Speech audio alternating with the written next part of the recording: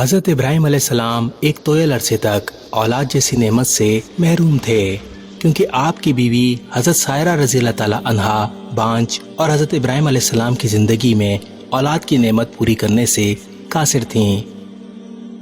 آخر کار حضرت حاجرہ رضی اللہ تعالی عنہا کے ذریعے حضرت ابراہیم علیہ السلام کی زندگی میں اولاد کی کمی پوری ہوئی اور اللہ تعالیٰ نے انہیں حضرت اسماعیل علیہ السلام سے نوازا۔ ایسی صورتحال میں حضرت ابراہیم علیہ السلام کی اپنے بیٹے کے ساتھ محبت و اشتیاق میں ایک خاص قسم کی جھلک نمودار ہوتی تھی، کیونکہ آپ علیہ السلام کئی سالوں کے انتظار کے بعد صاحب اولاد ہوئے تھے۔ حضرت اسماعیل علیہ السلام بھی باپ کی ایسی خاص محبت و شفقت کے سائے میں پروان چڑھنے لگے۔ حضرت ابراہیم علیہ السلام نے خواب دیکھا کہ وہ اپنے بیٹے حضرت اسماعیل علیہ السلام کو ذبح کر رہے ہیں۔ حضرت ابراہیم علیہ السلام کی اس قربانی کا ذکر قرآن مجید میں سورہ صفات میں تفصیل سے بیان کیا گیا ہے۔ ایک باپ کا اپنے عزیز بیٹے کو ذبح کرنا کتنا مشکل اور کٹھن کام تھا۔ حضرت ابراہیم علیہ السلام کو اپنے بیٹے حضرت اسماعیل علیہ السلام سے بے پناہ محبت تھی، مگر حکم الہی کے آگے باپ اور بیٹے دونوں جھک گئے۔ لبیک لبیک اللہم لبیک، حاضر ہوں اے اللہ میں حاضر ہوں، کہتے ہوئے اپنے خالق و مالک کے حکم کو پورا کرنے کی تیاری میں لگ گئے۔ باپ خواب کی تعبیر کو عملی شکل دینا چاہتا ہے اور بیٹا حکم خداوندی پر قربان ہونا چاہتا ہے۔ حکم الہی پر عمل پیرا ہونے کے لیے دونوں مروہ کی جانب چل پڑے۔ راستے میں شیطان ایک بوڑھے آدمی کی صورت میں حاضر ہوا اور نصیحت کرنے والے انداز میں کہنے لگا، اے ابراہیم، آخر تم اپنے بیٹے سے کیا چاہتے ہو؟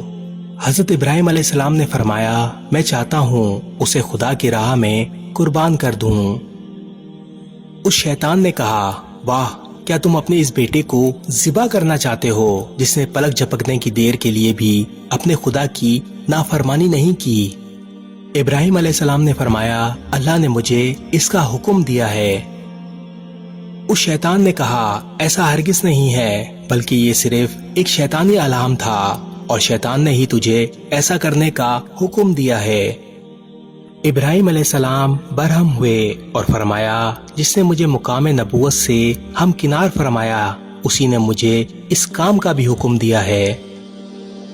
شیطان نے دوبارہ اپنی تکرار کی تو حضرت ابراہیم علیہ السلام نے اسے پہچان لیا اور اپنے ہاتھ میں کچھ کنکریاں اٹھائیں اور اسے مار کر بھگا دیا، اور حضرت ابراہیم علیہ السلام ایمان کی قوت اور مضبوط عزم کے ساتھ اللہ کے حکم کی تکمیل میں مشغول ہو گئے۔ قربان گاہ پہنچنے کے بعد حضرت ابراہیم علیہ السلام نے اسماعیل علیہ السلام کو پیشانی کے بل لیٹا دیا۔ ابراہیم علیہ السلام نے ایک تیز دار چھری لی اور حضرت اسماعیل علیہ السلام کی گردن پر پھیرنا شروع کی، مگر چھری نہیں چلی۔ دوسری بار پھر چھری پھیری، مگر چھری نہیں چلی۔ اسماعیل علیہ السلام نے کہا، ابا جان، آپ میری محبت کی وجہ سے چھری نہیں چلا رہے، آپ اپنی آنکھوں پر پٹی باندھ لیں اور پھر چھری پھیریں۔ ابراہیم علیہ السلام نے کہا، بیٹا، میں چھری پھیر رہا ہوں پر یہ چھری نہیں چل رہی۔ اللہ اکبر، پوری کائنات اس منظر کو دیکھ کر تھم گئی ہوگی، دریا ٹھہر گئے ہوں گے، پوری کائنات کی سانس تھم گئی ہوگی۔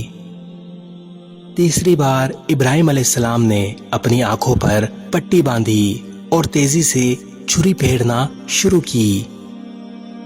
عین اسی وقت اللہ رب العزت کے حکم سے ایک مینڈا جنت سے لایا گیا اور حضرت اسماعیل علیہ السلام کی جگہ پر رکھ دیا گیا۔ حضرت ابراہیم علیہ السلام نے تیزی سے چھری پھیرتے ہوئے قربانی پوری کی۔ آپ علیہ السلام نے اپنی آنکھوں سے پٹی ہٹا کر دیکھا تو اسماعیل علیہ السلام کی جگہ ایک مینڈا ذبح تھا۔ شہنشاہ کائنات نے پکارا، اے ابراہیم، بس، خواب کی تعبیر مکمل ہوئی، تم نے خواب کو پورا کر دکھایا، حکم خدا پورا ہوا۔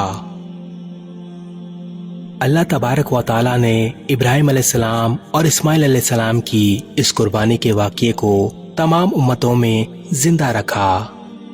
قیامت تک کے لیے یہ سنت قائم کر دی گئی کہ 10 ذی الحجہ کو قربانی کر کے اپنی جانثاری اور وفاداری کا ثبوت دیں اور اس عظیم الشان واقعے کی یاد کو تازہ رکھیں۔